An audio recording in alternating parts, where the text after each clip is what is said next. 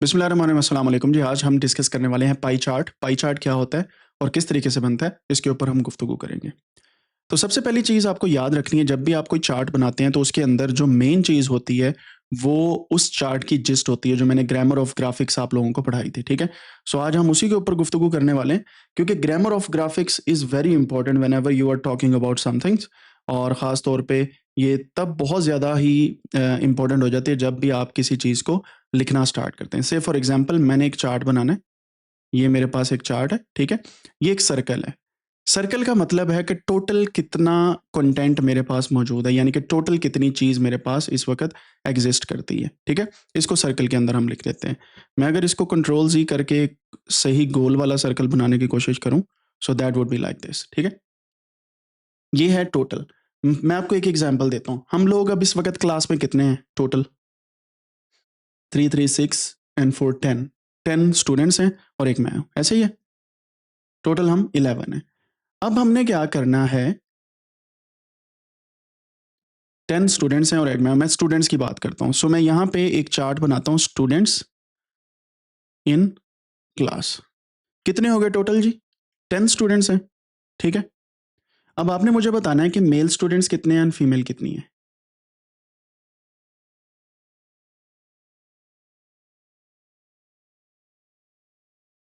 सो 8 ratio 2, ठीक है। 2 हमारे पास फीमेल्स हैं एंड 8 मेल्स हैं, ऐसे ही है जी, ठीक हो गया। टोटल है हमारे पास 10। पाई चार्ट ये कहता है कि जब आप किसी एक डेटा को उसकी रेशो या उसकी जो पार्ट्स हैं उनके अंदर डिवाइड करते हैं, तो उसको बेसिकली हम पाई चार्ट के अंदर लेके आ सकते हैं। जैसे 2 फीमेल्स हैं, 8 मेल्स हैं। ये एक सर्कल है। इस तरह का मैं एक और सर्कल बना देता हूँ। ये एक सर्कल है। इस सर्कल के अंदर अगर हम इक्वल 10 पार्ट्स इसके करें, 10 इक्वल पार्ट्स करेंगे, तो हम उसकी बेस पे हम डिवाइड कर सकते हैं सारी चीज़ों को। फॉर एग्ज़ाम्पल ये है जी, कितने पार्ट हो गए? 4, ऐसे ही है? ये अगर मैं इसको सॉरी,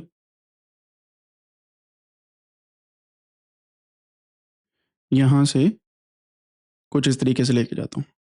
तो ये कितने पार्ट हो गए हैं? 4 हो गए, ठीक है? ऐसे ही है ना, 4 हो गए। और अगर मैं यहाँ से लेके आता हूँ, अब कितने हो गए?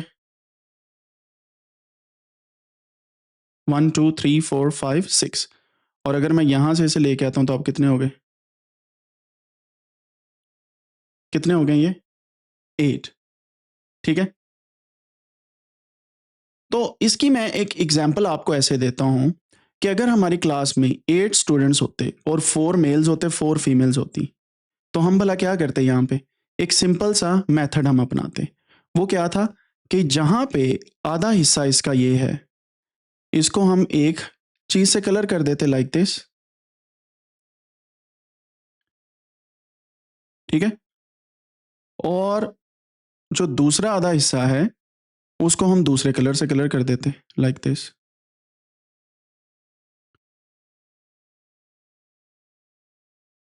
तो पाई चार्ट ये शो कर रहा है कि टोटल में से आधी मेल्स हैं, आधे फीमेल्स हैं। आधे मेल्स हैं, आधी फीमेल्स हैं, सॉरी फॉर दैट। ठीक है? समझ आ रही बात की? सो पाई चार्ट हमें ये बता रहा है कि अगर टोटल 8 हैं, ये मैं कहता हूँ कि टोटल नंबर 8 है और 4 इधर है, 4 इधर है, ठीक है? यानी कि 4 ये येलो कलर शो कर रहा है, 4 ही ग्रीन कलर शो कर रहा है। So this is how you can actually create a pie chart. अब इसी को 8 बाय, जो आज की हमारी क्लास है 10 स्टूडेंट्स हैं, 8 मेल हैं एंड 2 फीमेल्स हैं, ठीक है? मैं अब एक और सर्कल बनाता हूँ इस तरीके से। इस सर्कल को बनाने के बाद अगर हम इसको टोटल 10 पार्ट्स में डिवाइड करके 8 बाय 2 करेंगे, तो ये हमारे पास एक डिफरेंट पाई को शो करेगा। और इसका सिंपल तरीका पता क्या है? जो 8 है मतलब 80% ऑफ दिस, यानी कि ये पूरे में से 8 पार्ट्स हमने देने हैं मेल्स को एंड 2 पार्ट्स देने हैं फीमेल्स को। So that will look something like, यहाँ पे अगर मैं इसका सेंटर पॉइंट यहाँ पे बना लेता हूँ कोई, सो ये हमारा सेंटर पॉइंट है। इस सेंटर पॉइंट से कुछ इस तरीके से अगर मैं इसको बनाता हूँ, तो अब हमारे पास ये जो रीजन है यहाँ पे, इसको अगर मैं ग्रीन कर दूँ, ये वाला रीजन, शेड करने के लिए थोड़ा सा लैपटॉप के ऊपर थोड़ा सा इशू होता है, but I will try my best. ये ग्रीन पार्ट जो है ये हो गया मेल्स का, ठीक है। और ये जो ऑरेंज कह लें, ऑरेंजिश कलर, ये हो गया फीमेल्स का। सो अभी हमें ये प्लॉट के थ्रू पता चल रहा है कि मेल्स ज़्यादा हैं, मोर हैं, मोर मेल्स देन फीमेल्स, ठीक है। अब आप सोच रहे होंगे ये तो हमें वैसे भी पता चल रहा था नंबर के थ्रू कि 10 टोटल नंबर हैं, 10 में से 8 एक जगह पे जा रहे हैं, 2 एक जगह पे जा रहे हैं, तो 2 कम ही हुआ। लेकिन जब आप बहुत बड़ी कैटेगरीज को देखते हैं, मेल वर्सेस फीमेल्स की बजाय आप डिफरेंट कैटेगरीज को देखते हैं, तो ये प्लॉट बनाने मुश्किल हो जाते हैं, ठीक है। पाई चार्ट का मतलब ये है, ये प्लॉट तब बनता है जब आपके पास क्या हो, कैटेगरीज हो। कैटेगोरिकल वेरिएबल की बेस पे आप पाई चार्ट बनाते हैं, ठीक है। अब पाई चार्ट हम एक बना के देखते हैं गूगल शीट्स के अंदर, और उसके ऊपर हम देखेंगे कि किस तरीके से एक पाई चार्ट इजीली बन सकता है। ये मैंने शीट्स को ओपन किया और मेरे पास डेटा विजुअलाइजेशन की जो शीट है पहले वाली, वो यहाँ पे ऑलरेडी है मौजूद, ठीक है। अब हम इसका पाई चार्ट बनाएंगे और हम यहाँ पे एक शीट ऐड करेंगे। पहले वाली को मैं कह देता हूँ बार चार्ट। ये लास्ट वाला लिंक है जो मैंने आपके साथ शेयर किया हुआ है। दूसरा है पाई चार्ट। पाई चार्ट बनाने के लिए मैं सेम डेटा को कॉपी करता हूँ, कॉपी करने के बाद यहाँ पे पेस्ट करता हूँ एंड इंसर्ट पे जाने के बाद चार्ट्स में चला जाता हूँ। कॉलम की बजाय यहाँ से मैं पाई चार्ट सेलेक्ट कर लेता हूँ, ठीक है, सिंपल।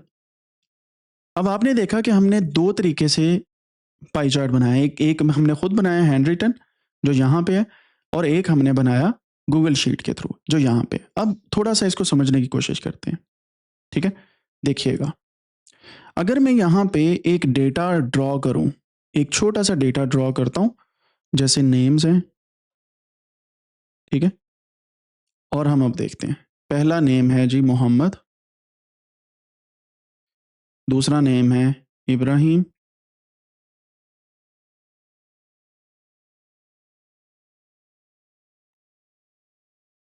एंड तीसरा नेम है अली, चौथा नेम है फिर मोहम्मद, पांचवा फिर मोहम्मद, फिर छठा अली हो गया, सातवां हसनैन हो गया, ठीक है।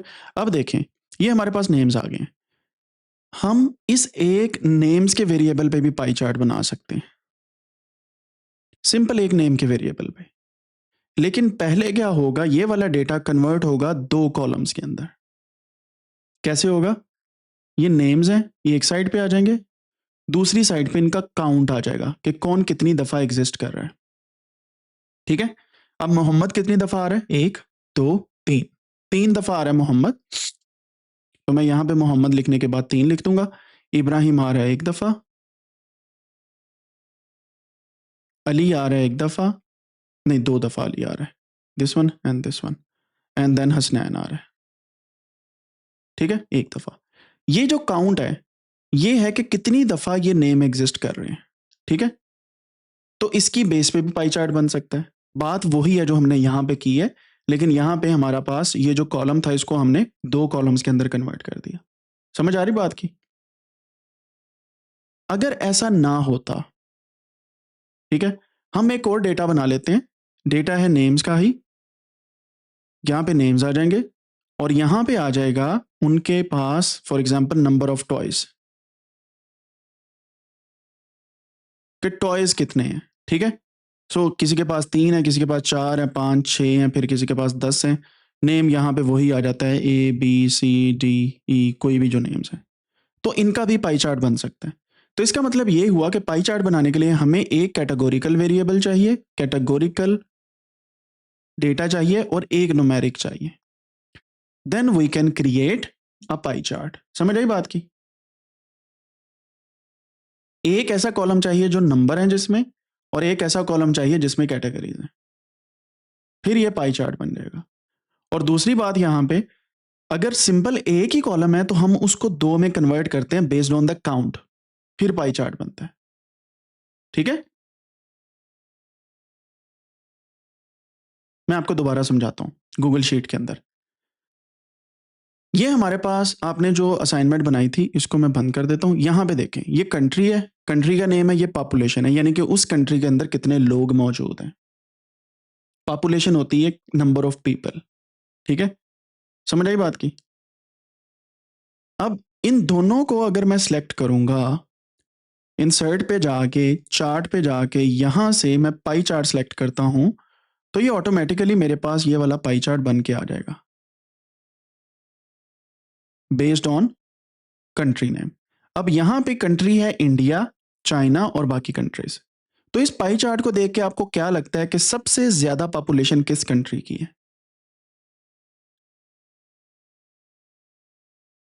पाई चार्ट को देख के अंदाजा लगाएं। पाई चार्ट भी पढ़ना है आपने, और ये जो टेक्स्ट लिखा हुआ है पाई चार्ट के ऊपर, ये भी आपने पढ़ना है, ये वाला, ये वाला, ये वाले।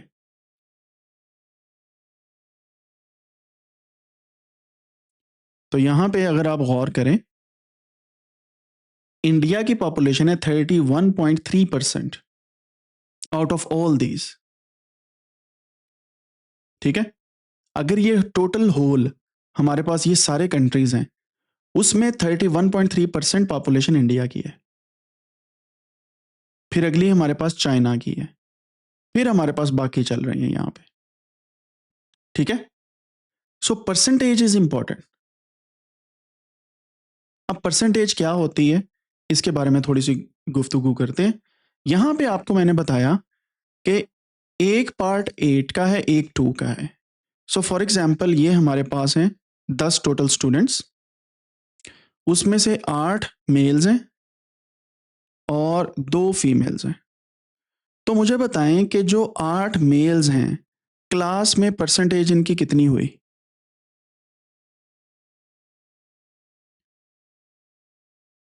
मुइज आप बताएंगे मुझे, माइक ऑन करें। कितने परसेंट? गलत जवाब। हमाद आप बताएंगे। हमाद अपना माइक ऑन करें।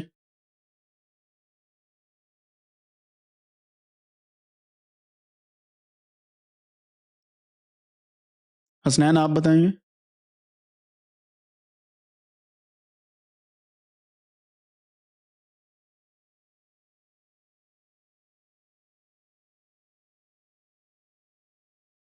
हसनैन से मैंने क्वेश्चन पूछा, उसने क्लास ही छोड़ दी।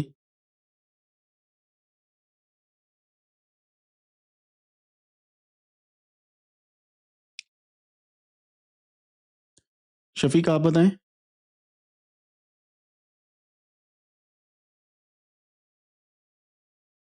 वो किस तरीके से?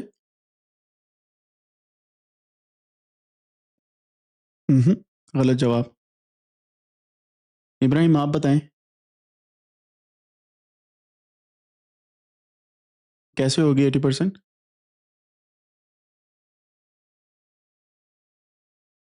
एग्जैक्टली। इसी तरीके से। Thank you. 80% इसका आंसर है। अब परसेंटेज कैसे कैलकुलेट करते हैं, ये आपको मैथमेटिक्स वाली क्लास में पढ़ाया जाएगा। और जो लोग 5th स्टैंडर्ड से ऊपर हैं, अगर आपको नहीं पता इस चीज़ का, थोड़ा सा सोचें इस बारे में कि आप किस डगर पे चल रहे हैं। You need to understand these things, ठीक है? अब मैं बताता हूँ कैसे होती है। परसेंट का मतलब होता है पर 100, पर सेंट का होता है पर 100। मतलब आपके पास किसी भी चीज़ को आप 100 मान के चलते हैं और फिर उसके पार्ट्स बना देते हैं। जैसे टोटल नंबर ऑफ स्टूडेंट्स मेरे पास 10 हैं, लेकिन मैं इसको 100 तसव्वुर करता हूं कि ये 100 स्टूडेंट्स हैं। समझ आई? सो जब हम इसको 100 मान रहे हैं, तो इसका मतलब जो 8 है वो कितना हुआ? 80। क्यों? क्योंकि हमने यहां पे 10 के साथ 0 लगाया, ये वाला, यहां पे 8 के साथ 0 लगा दिया। और जो हमारे पास 2 आउट ऑफ 10 था, वो कितने? 2 है। तो इसको हम 20 कर देंगे, हमने इसके साथ भी 0 लगा दिया। ये एक बेसिक अंडरस्टैंडिंग है कि किसी भी चीज को हम 100 मानते हैं, ठीक है? 10 का फिगर मैंने इस वजह से यूज किया because this easy to understand. अब परसेंट कैसे कैलकुलेट की जाती है ये आपने इस असाइनमेंट में देखना है। How to calculate percentage.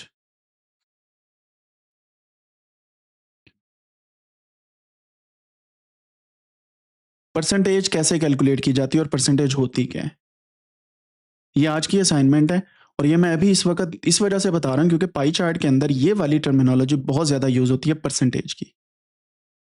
अब आपको इसकी एग्जांपल देता हूँ। ये जो पूरा सर्कल है इसे हम 100 मानते हैं, आपके पूरे डेटा का टोटल। फिर उसमें से कट करते हैं परसेंट की बेस पे। अगर हम 100 को देखें तो इसको अगर हम 4 हिस्सों में डिवाइड करते हैं 100 को, तो 25 ईच आएगा ना, 25 25 25 25 ऐसे ही है, क्योंकि 100 divided by 4 is equal to 25। तो 25 25 25 25। तो इसका मतलब है अगर कोई चीज 4 हिस्से हैं किसी भी एक सर्कल के या किसी भी एक जगह के, तो वो इक्वली डिवाइड कर रहे हैं तो 25% ईच होगा। इसी तरीके से वो कहते हैं ना कि 100 रुपया है, चलो 50-50 कर लेते हैं। 50-50 का मतलब यह है कि 50% of this thing will go to 2 people. ठीक है। अगर आपके पास एक चॉकलेट बार है और आप 2 बहन भाई हैं आपस में, तो आपके अक्सर औकात आप जब वो चॉकलेट एक होती है तो आप क्या करते हैं, चलो 50-50 कर लेते हैं, यानी कि उसको हाफ में डिवाइड करना। इसकी बड़ी एग्जांपल मैं आपको देता हूँ। पिज्ज़ा स्लाइसेस आप खाते हैं, ये आपके पास एक पिज़्ज़ा आ गया। इस पिज़्ज़ा के अंदर जो मेन चीज़ है, अगर आप 2 लोग हैं तो आप हाफ-हाफ करेंगे। जो इस साइड पे हैं एक शख्स के दूसरे इस साइड पे हो जाएँगे। अगर 4 लोग हैं तो इसको 4 में डिवाइड कर लेंगे। अगर 8 लोग हैं तो इसको 8 पीसेस के अंदर डिवाइड कर लेंगे। पिज़्ज़ा पूरा जो है वो 100 है और जितने आप पार्ट्स करेंगे वो उसकी परसेंटेज निकलती आएगी फिर। ठीक है? So the question is how to calculate percentage. ठीक है? अभी तक अगर आपको नहीं पता था इट्स फाइन, लेकिन अब आपने इस असाइनमेंट को बड़ी अच्छे से करना है। And give 5 examples. 5 एग्जांपल्स आपने बतानी है परसेंटेज की। ठीक हो गया?